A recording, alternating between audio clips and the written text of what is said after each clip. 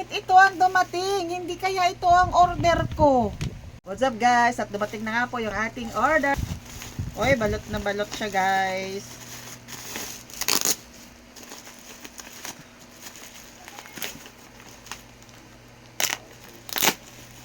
Ayan o.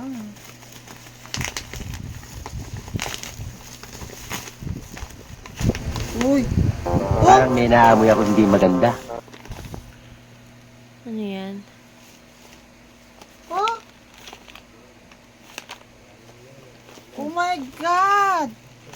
Bakit ito ang dumating? Hindi kaya ito ang order ko? Ay, ano naman yung ano?